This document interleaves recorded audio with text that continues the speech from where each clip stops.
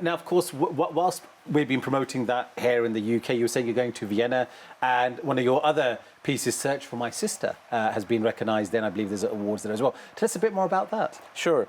In Search for My Sister is about an American Uyghur activist whose sister is taken by the Chinese Communist Party due to her activism in the U.S. Right. So we started that simultaneously around Citizen of Moria. And it was, again, 2.5 years, even through COVID. Yes. Filmed in about 12 countries. And telling Roshan Abbas, who's the Uyghur activist, her story, her personal story, her struggle, and as well as trying to create awareness of the issue, but also trying to find out the whereabouts of her missing sister. Oh, wow. Yeah. Wow. So it's documenting not just her story, but I imagine there's parts of her sister's story, which again would 100%. Be very challenging to capture, I'd imagine. Well, I won't say much, but that we did have a crew in China. Right. We did have some... we actually interviewed a political commentator in China to present their point of view. Yes. As difficult as that could be. But yeah, there were some challenges in that sense. And as well as there was one time we were actually in Turkey. Right. We were literally across from the street. So, there's a road in between and there's a wall, which is the Chinese embassy, Chinese consulate in Turkey. And we were filming, and matter of minutes, Turkish police came in 5 cars and took us away. For 5 hours. Oh, yeah. Gosh. Because we were filming from across this. I mean, you can't imagine had that happening in UK or Canada or US. Yeah. So that was the biggest challenge. And also after that, we were followed around quite a bit by certain clearly that didn't break your resolve, right? Do you go for a phase? Well, obviously, you've got a team around you. Yeah. Does the team then feel, hold on, I'm a bit afraid now, or does it make you stronger to say, I want to get this story across? I think in the beginning it was intimidating. Right. I won't lie, but over time it just kind of became another thing. And but at the same time, I think because the story is so powerful and so important to tell, because nobody's touching that story. Big streaming platforms, Hollywood, everybody does not want to touch that story. So it was important for at least somebody to do it and put it out there. No, absolutely. Well, look, again, for the benefit of our viewers, let's take a quick look at the trailer for In Search of My Sister.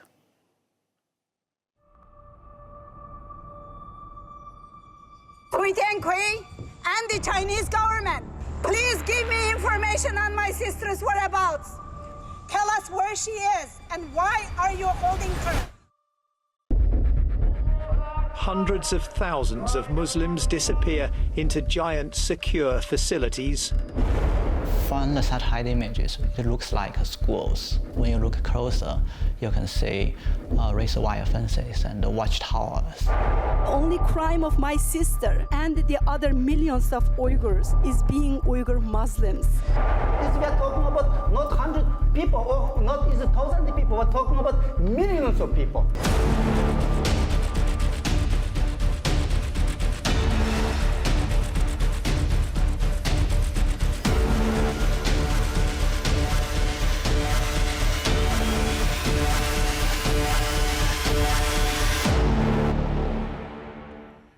Mashallah, again, it's a very powerful piece there. We can see the struggle, we can see the story of the Uyghur Muslims being highlighted again. Clearly, in both, when I see both the pieces here, both working in very challenging circumstances, and kudos to you for, despite all the intimidation, carrying on.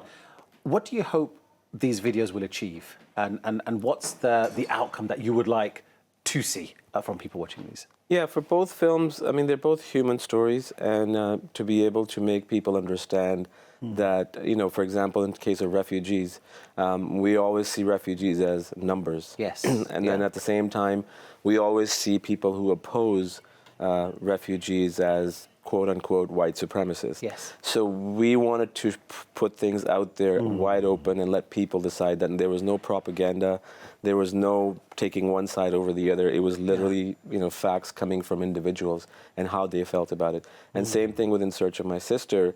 When I started directing this in 2018, I would sit in an Uber and I would ask somebody, do you know who the Uyghurs are?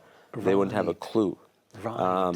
But over time, they do, but still people don't know what exactly is going on with them. And one thing that is very disheartening is that Muslim nations including Pakistan, Yes. Saudi Arabia, are taking side with China because of Belt and Road Initiative and economic factors. Yeah. It's almost like a whole society, a whole community forgotten about, really. Yeah. And it's always, because when I watch the news and I hear this, I think, look, more Western countries are calling Yes. for justice in this, which again, there may be a political Of course, motivation. We don't everybody know. has that. Everyone has that, Yeah, right? but Yeah. it's kind of, not acceptable, especially for Muslim countries Yeah. when they side with Kashmir and Palestine, and they talk about Yeah. Muslims' situation in the world, and they completely No, forget absolutely. the Uyghurs. So, you're right, the West does have motive, but I would like to take that motive as a positive thing. At least Yes, they're doing something. At least they're doing something. Yeah. True. Now, of course, you're a very accomplished filmmaker. When you started on this journey, is this an area which you always wanted to be in terms of telling that human story? Tell us about that journey for yourself, and where did this journey of becoming a filmmaker begin? So it was back in 1993. Jurassic Park had come out. Oh, yes, the original yes, one. yep. And I didn't get to see the film for 16 months because back then movies would take a long time to come out on VHS. That's right. There was no Yes, DVD. yes. Gosh, so I yeah, waited yeah. 16 months for the VHS to come out. Right. And in that time, I saw every Spielberg movie directed and produced, and I just right. completely became, Yeah. a fan of his work and also a fan of the filmmaking. And that's where the human stories come in from, just to watching the films that he has done, and a lot of other filmmakers like Francis Ford Coppola, The Godfather, Martin yes, Scorsese, yeah. Casino, and all that. So, that was in Yeah. a nutshell an inspiration to be where I am today. So would you say they're the kind of role models that you look at Yes. when directing your own movies? Absolutely. I always watch a movie, Schindler's List, Right. and Munich, and The Godfather before I start anything or even in the production, just to kind of give me that sense of inspiration and how to tackle it and how to approach it. No, absolutely. Now, of course, you're working on a project involving the 5 pillars of Islam. Tell us a bit more about that. Sure. So it's basically there's a lot of stuff out there that talks about 5 pillars of Yes. Islam, what they are. We all know what they are. But I want to sort of humanize them Right. by having real individuals and what their struggles are in their personal life and their vulnerabilities Yeah. tied up to the pillar of Islam. So right now we're in the funding stage and trying to raise capital to make this and get it out there in the next couple of years, inshallah. Oh, inshallah, we look forward to seeing that, inshallah. Again, it's almost humanizing the story for that, of course. Now, of course, there's probably a lot of viewers here who are budding filmmakers. Maybe they have a story to share, don't know how to start. What would your advice be to them? I don't think I'm in the position to make advice, but I will say that whatever project you pick, always let your personal biases and any kind of influence by anybody else, let that not get to you. Just stick Yeah. to your guns and tell the truth. Because when you're telling the truth, I believe magic happens. Yeah, no, absolutely. Well, look, Brother Jawad, thank you so much for joining us, and we wish you all the best Thank you. with the launch of both the films. In fact, or certainly there's one on the 10th, isn't it? Yeah. 10th of December. Yes. So they're both coming out on December 10th. Right. So you can go to citizenofmoriafilm.com. Okay. And in search of mysisterfilm.com.